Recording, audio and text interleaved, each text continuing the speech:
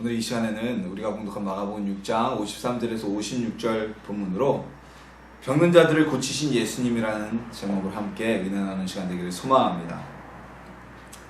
예수님께서 2000여 년 전에 이 땅에 처음 오셨을 때, 그리고 예수님이 사역을 하시는 공생의 기간 동안에 여러 사역들을 보면 가진 사역을 다음 세 가지와 같이 분류할 수 있습니다.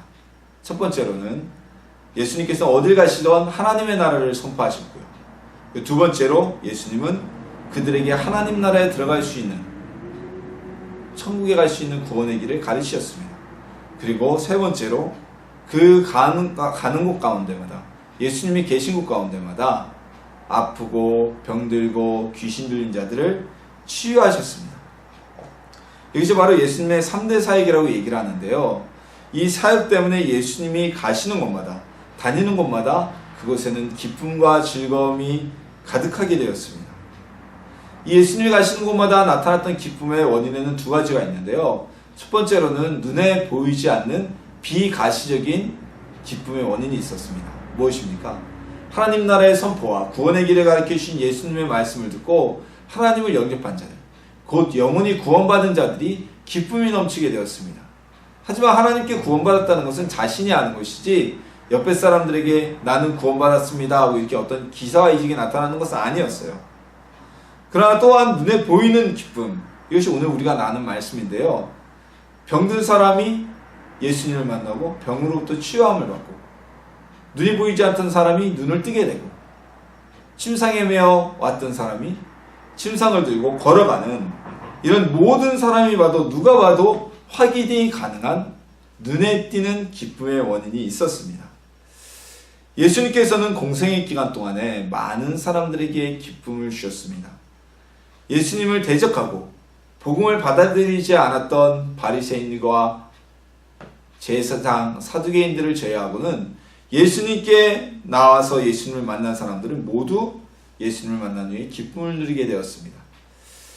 자, 오늘 이 예수님의 3대 사역 중에서 병고침의 사역, 우리가 신유의 사역이라고도 얘기를 하는데요. 이 병고침의 사역에 대해서 함께 말씀을 나누는 시간이 되고자 합니다. 예수님의 치유 사역, 이 병고침의 사역의 특징이 무엇이며 또한 그 사역에 담겨진 의미가 무엇인지 함께 나누고요. 우리가 오늘날 살아가면서도 우리도 예수님의 은혜로 혹여 몸이 아픈 곳이 있다면, 치유받아야 될 것이 있다면 깨끗이 치유함을 받는 귀한 시간 되기를 예수님의 이름으로 소망합니다. 예수님의 병고침의 사역, 곧 치유사역이라고 우리가 이야기할 수 있는데요. 이 치유사역의 첫 번째 특징은요, 어떤 이에게도 차별이 없었다는 사실입니다. 예수님의 치유사역은 특정 계층이나 나이나 신분의 차이가 없이 모든 이들에게 동등하게 주어졌던 예수님의 은혜였습니다. 자, 어떤 이들은 이런 얘기를 합니다. 예수님은 가난한 자들을 위해 오셨다라는 얘기를 합니다. 근데 예수님이 가난한 자들을 사랑하시고 당시의 사회에서 소외된 자를 더 많이 챙기시긴 한 것은 사실입니다만, 예수님이 가난한 자들만을 위해서 오셨다고 하는 것은 잘못된 사실입니다. 예수님께서는요, 누구예요? 삭개오 같이 엄청난 부자 가운데도 오셨고요. 그리고 누구죠? 예수님을 밤에 찾아왔던 요한복음 3장에 나오는 공회원, 제가 지금 잠깐 이름이 생각이 안 나는데, 그런 공회원 같이 굉장히 신분이 높고 지위가 높은 사람을 위해서도 예수님은 오신 분입니다. 예수님은 신분, 지위, 부유함, 가난함, 나이 많음, 적음에 상관없이 모든 사람들에게 은혜를 주시기 위해서 오신 분이 바로 예수님입니다. 예수님의 치유의 사역도 마찬가지였다는 거예요. 예수님의 치유의 사역도 우리가 성경을 보면요, 부자라고 해서 더 치유해 주신 것도 아니고, 가난한 자라고 해서 치유 사역에서, 병을 고쳐주는 사역에서 제외됐던 것이 아닙니다. 모든 사람에게 동등하게 치유의 사역, 병 고치는 은혜를 베풀어 주셨음을 우리는 성경을 통해서 알 수가 있습니다. 자, 한 가지 예를 들어 볼까요? 예수님께서 살려주신 사람이 두 사람이 있습니다. 여러 사람이 있죠. 나인성 과부의 아들도 있고 여럿이 있지만 그 중에서도 대표적으로 베다니 성에 살던 나사로, 그리고 또 한 명은 우리가 잘 알다시피 야이로, 회당장 야이로의 딸이었던 아이. 이 두 사람을 살리셨는데요.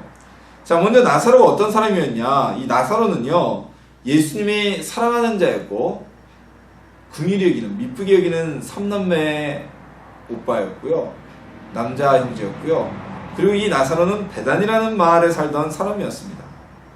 이들은 불우한 환경에서 서로 누이와 남매들끼리 의지하며 살았던 사람들이었습니다. 이 나사로가 살던 베단이라는 마을은요, 예루살렘에 아주 가까이 있는 마을이었습니다. 그래서 예수님이 마지막에 십자가 고난을 당하시기 직전에 어디에서 머무십니까? 이 베다니에서 머물다가 예루살렘에 들어가시죠. 이 베다니라는 마을의 특징을 얘기하자면요, 매우 어렵게 살던, 소위 말해서 사회적 극빈층이 살던 마을이었다고 성경학자들은 많이 이야기를 합니다. 극빈층이라 예루살렘에는 들어가 살 수가 없고 집값이 너무 비싸니까. 그러나 예루살렘을 멀리 떠나서 시골에 가서는 먹고 살 수가 없었기 때문에 그들은 베단이라는 곳에 극빈자들이 모여서 마을을 짓고 살면서 예루살렘에 들어가서 생계를 이어나가는 그러한 자들, 빈곤한 자들이 살던 마을이었다는 겁니다. 오늘날 우리나라에서는 달동네가 거의 다 사라졌죠. 이제 보기가 힘들어요. 소위 말하는 판자촌을 찾기가 힘듭니다. 그래서 우리나라에 몇몇 남지 않은 판자촌 마을들, 뭐 중계동의 백사마을이라거나 아니면 구룡마을이라거나 개포동에, 이런 곳이 언론의 집중을 더 많이 받게 되는데요. 왜냐하면 예전에는 다 판자촌이었잖아요. 제가 알기로도 이 기름독 지역도 청계천 쪽에서 철거당한 분들이 오셔가지고 다 판잣집을 짓고 살다가 달동네가 되고, 그러다가 오늘날까지 이렇게 이제 개발이 되고 뭐 뉴타운이 들어오고 그랬다고 제가 들었는데요. 이 베단이라는 마을도 굉장히 가난한 이들이 모여 사는 마을이었습니다. 자, 가난한 이들이 모여 사는 마을에 병원이 있었을까요? 그리고 이 사람들이 돈이 있었을까요? 오늘날 우리나라는 병원이 동네마다 있습니다. 그리고 의사가 너무 많아서 망해서 문을 닫는 병원도 있다고 하지만요, 아직도 어느 분야에서 명의라고 손꼽히는 의사한테 진료를 받기 위해서는요, 진료를 예약하고도 보통 평균 1년 이상을 예약대기를 해야만 합니다. 하지만요, 연줄이 있거나 사회적으로 고위층이라거나 지도층들은 이런 예약대기 없이 바로 그런 명의들에게 진료를 받을 수 있는 것이 현실입니다. 그러니까 모든 이들의 인격은 동일하고 모든 계층은 동일인이고, 그런 전제를 가지고 운영되는 자유민주주의 체제에서도 더군다나 인술이라고 하는 의술을 베푸는 병원에서도 신분에 따라서 차별을 두고 있는 거예요. 그러나 예수님께서는 판자촌같이 이런 철거민같이 극빈자층이 모여 살던 베다니 마을에 살던 극빈층인 나사로의 죽음, 그를 살려주시는데 아무런 차별이 없었고요. 그리고 회당장 야이로, 회당장은 누구냐? 오늘날로 말하면 회당은 유대 마을에 있었던, 유대 지역마다 있었던 어떤 교육적 기능을 담당했던 기관이었습니다. 그래서 굳이 오늘 따지자면 어떤 뭐 고등학교 교장 선생님 이 정도의 지위라고 우리가 볼 수도 있는데요. 요즘 학교가 너무 많아서 도회 지역에서는 뭐 고등학교 교장 선생님에 대한 어떤 인식이 옛날보다 많이 이제 줄었죠. 하지만 지금도 지방에 면 단위의 고등학교 하나밖에 없는 이런 지역에 가면요, 고등학교 교장 선생님은 그 지역에 아주 유지십니다. 근데 더군다나 이 회당이라는 곳은 교육적 기능뿐만이 아니라 종교적인 기능까지 함께 담당하고 있었기 때문에 당시 유대에서 회당장이면 상당한 사회적 지도층, 사회적으로 고위층에 속하는 직군이었습니다. 그 야이로의 딸을 예수님이 살려주셨습니다. 사회적인 지배층인 야이로의 딸, 그리고 사회에서 어떠면 가장 밑바닥 인생인 극빈층인 나사로, 이 두 사람을 살리는데 예수님은 어떠한 차별도 두지 않으셨다는 거죠. 회당장의 딸이니까 나는 가난한 자들을 위해서 온 사람이야, 네 딸은 안 고쳐줘, 안 살려줘, 거절하지 않으셨고, 베드로에게 있어서 나사로를 살리심에 있어서도 내가 왜 너희 같은 애들하고 어울려야 되니, 그냥 이렇게 힘들게 사느니 차라리 빨리 죽어서 천국 가는 게 낫지 않니 하고 그냥 방치하지 않으셨다는 거예요. 어떠한 차별도 없이 부유한 자나 사회적 극빈층이나 최하층이나 또한 사회적인 지도층이었던 둘 다 예수님의 고침을 받았다는 것이죠. 그리고 어떤 사회적 계층뿐만이 아니라 예수님은 치유를 하시는데, 병 고치시는 사역을 하시는데 나이로도 차별을 두지 않으셨습니다. 성경에 보면요, 베데스다 연못가에 38년이나 됐던 병자가 누워 있었습니다. 예수님께서 지나가시다 그를 보셔서 그의 병을 치료해 주십니다.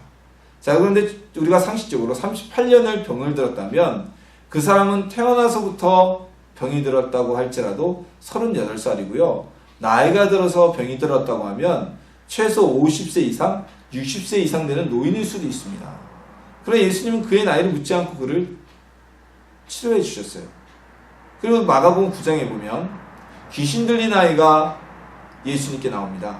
정확하게는 귀신 들린 아이의 아버지가 자신의 아이를 고치기 위해서 예수님께 아이를 데리고 나오죠. 이 아이는 어떤 아이였냐면 귀신이 들려서 물에도 뛰어들고 불에도 뛰어들은 그런 아주 비참한 인생, 부모가 한시라도 눈을 뗄 수 없는 그러한 삶을 살던 아이였습니다. 그가 예수님께 나왔을 때 마침 예수님은 기도하라고 하셨고 제자들을 만나서 귀신을 내어 쫓으려 했지만 실패하였죠. 그러나 예수님이 이 어린아이에게 있는 귀신도, 그 어린아이를 괴롭히는 귀신도 내어 쫓아주셨습니다. 예수님은요, 신분뿐만이 아니라 나이에 대한 차별도 두지 않으셨다는 거예요. 너는 어른이니까, 너는 노인이니까, 너는 아이니까 내 치료하면서 빠져라. 아니면 내가 너를 치료해 줄게 라는 어떠한 나이에 대한 차별도 주지 않으셨다는 겁니다.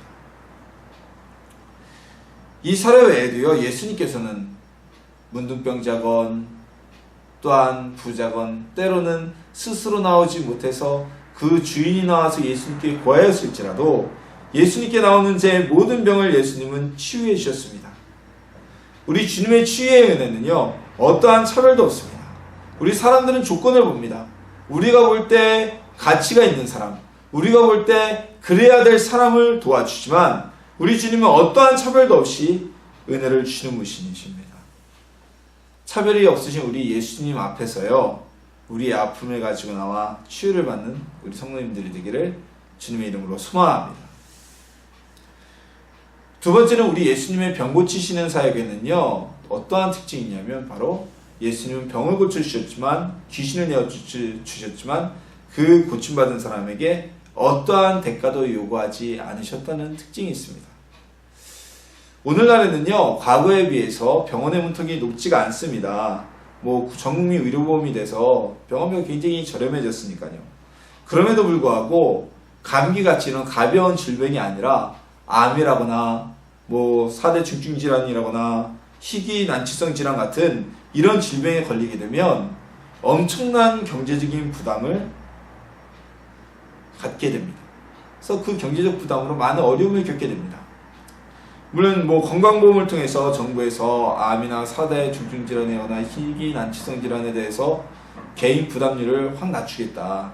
실제적으로 지금 암은 5%인가 밖에 개인 부담률이 안 되죠. 하지만 이 암이라거나 4대 중증질환이거나 희귀 난치성 질환은요, 의료보험이, 건강보험이 적용되지 않는 신약을 많이 쓴다고 합니다. 그래서 건강보험이 적용되는 약만 쓰면, 치료만 하면 개인 부담이 5%밖에 안 되지만 사람의 마음이라는 게 그렇잖아요. 사람 살리기 위해서 병원에 가는 거지 그냥 악화되지 않게 하기 위해서 이렇게 병원 가는 거 아니잖아요. 그러다 보니까 신약을 쓰게 되고 건보수가가 적용되지 않는 약을 많이 쓰다 보면 엄청난 경제적인 비용 부담을 질 수밖에 없다고 합니다. 이런 문제는요, 우리나라만이 아니라 사회보장제도와 의료보장제도가 아주 굉장히 잘 되고 있다고 하는 나라들에서도 별반 다르지 않는 현상입니다.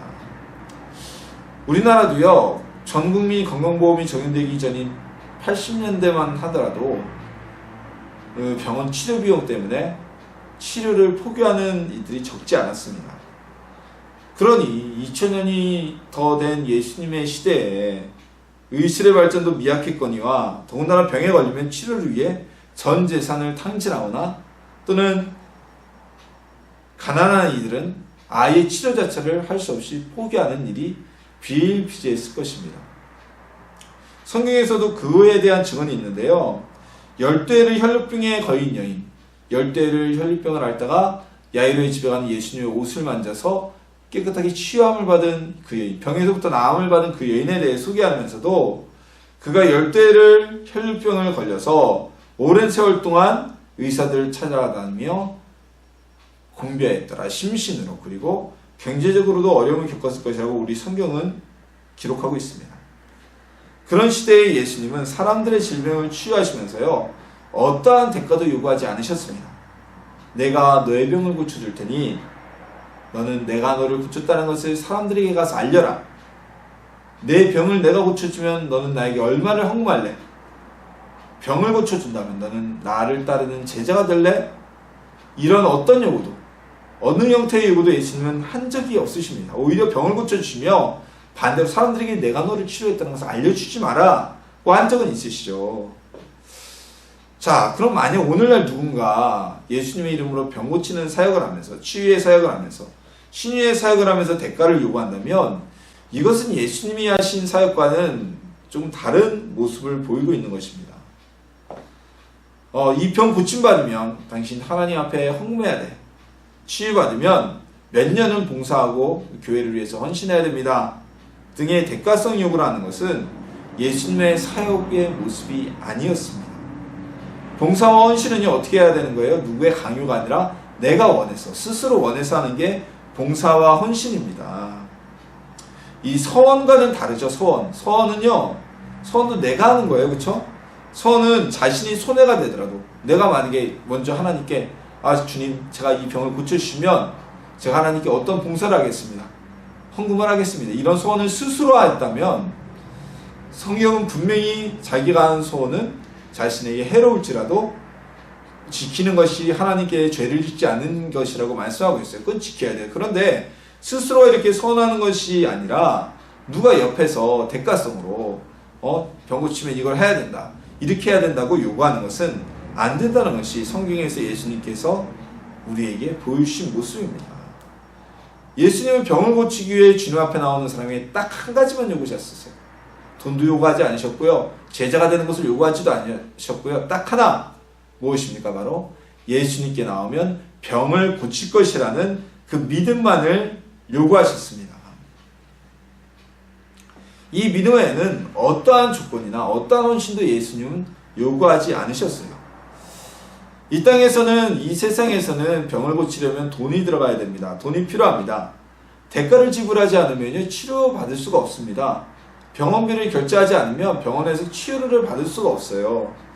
그러나 우리 예수님은요, 어떠한 대가도, 병을 고치고 우리의 삶에 귀신이 물러가는데 어떠한 대가도 요구하지 않으십니다.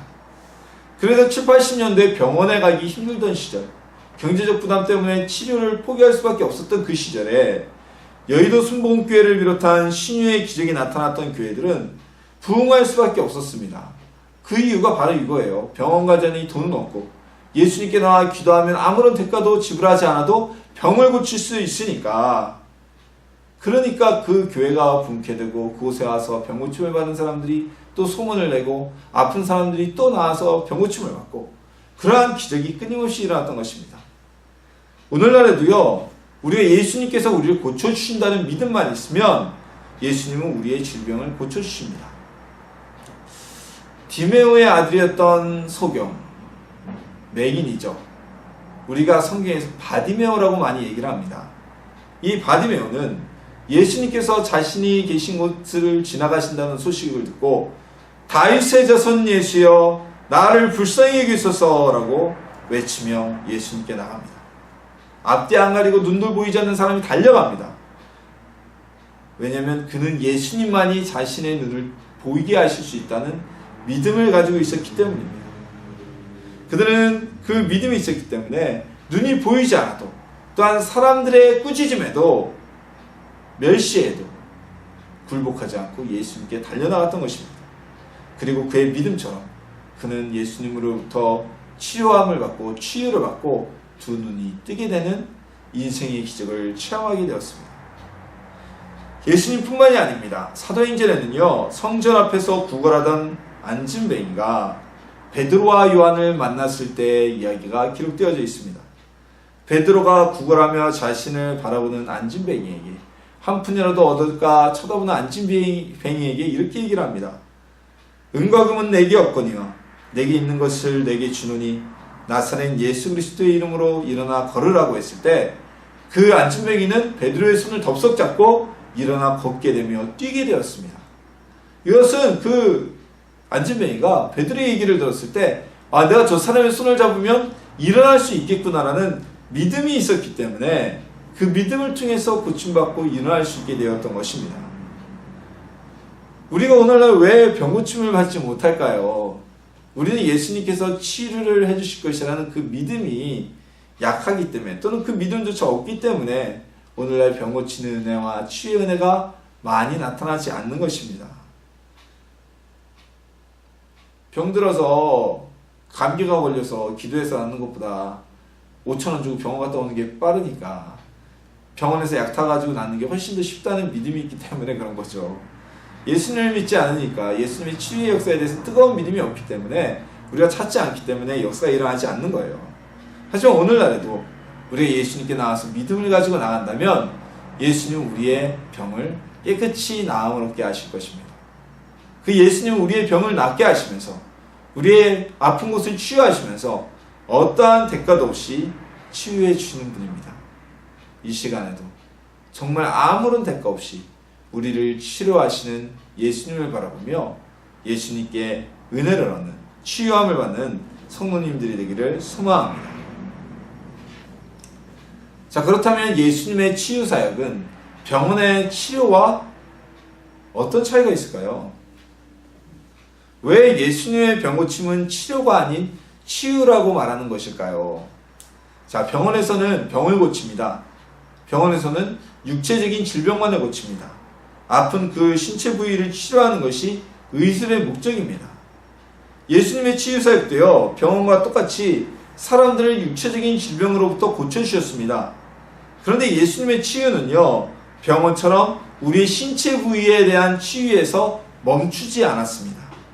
예수님은요, 그 사람들의 영혼을 치료하시고 그들의 인생과 삶까지 함께 치료하는 역사를 이 병 고치는 순간에 함께 일으키셨던 것입니다. 예수님의 치유 사역의 목적은요, 그 사람의 병만을 고치는 것을 목적으로 두고 계시지 않습니다. 예수님은 병고침으로 사람들의 표면적인 문제에서 해결함을 받게 하셨지만, 자, 예를 들어서 안진뱅이가 일어났다면 그 사람의 표면적인 문제, 걷지 못하는 문제로부터 해결함을 주신 겁니다. 맹인의 눈을 뜨게 하셨다면 보지 못하는 문제로부터 그를 해결해 볼 수 있도록 해결해 주신 것입니다. 이거 아주 표면적인 문제입니다. 하지만 이것은 영혼의 문제 해결까지 들어가는 아주 전인적인 사역으로 나타나게 됩니다. 앉아있던 자가 일어서게 되는 순간 그는 주님의 이름을 찬양하고 하나님을 찬양하게 되었습니다. 맹인이 눈을 뜨게 되며 그는 하나님을 찬양하게 되었습니다. 구원의 자리에 옮겨지게 되었습니다.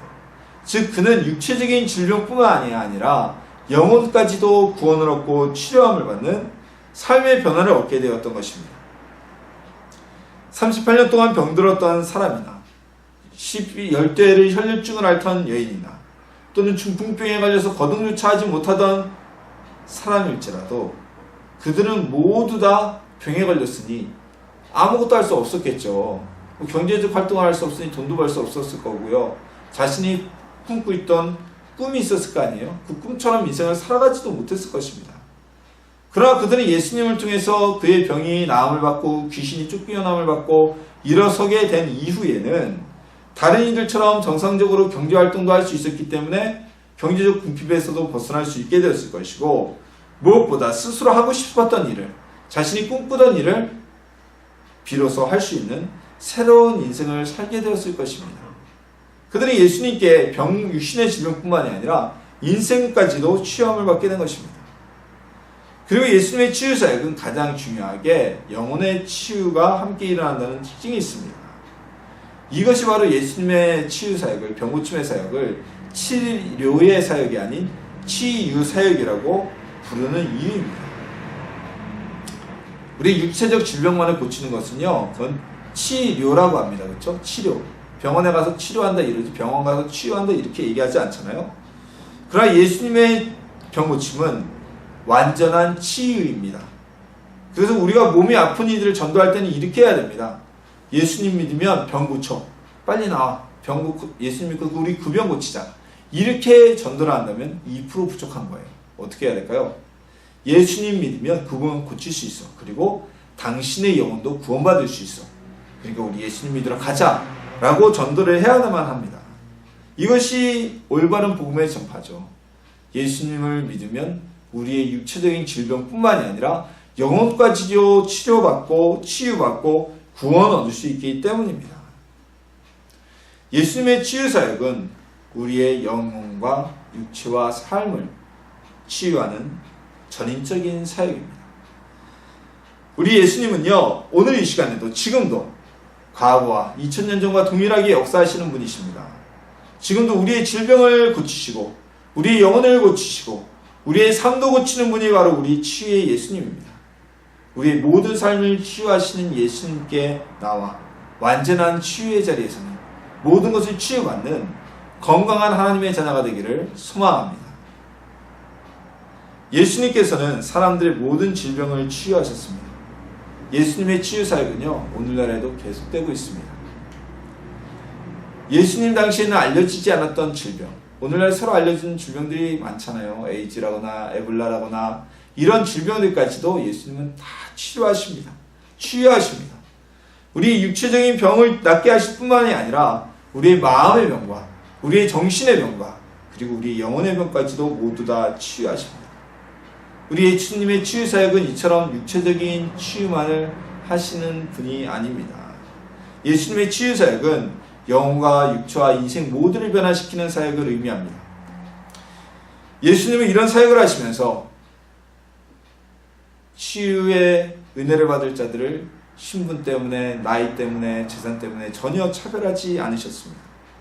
그리고 예수님은 사람들의 병을 고쳐주시면서 그들에게 어떠한 대가도 요구하지 않으셨습니다.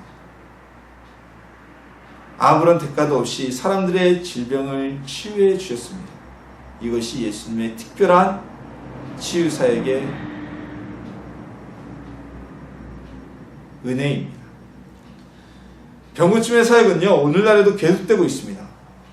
우리 예수님께서 우리를 치료하시고 치유하실 것을 믿고 우리 영혼의 병과 마음의 병과 육체의 병과 삶의 병을 가지고 나온다면 예수님은 어떠한 요구도 없이 우리의 모든 질병을 치유하여 주실 것입니다. 예수님의 치유의 은혜를 체험하기를 소망합니다.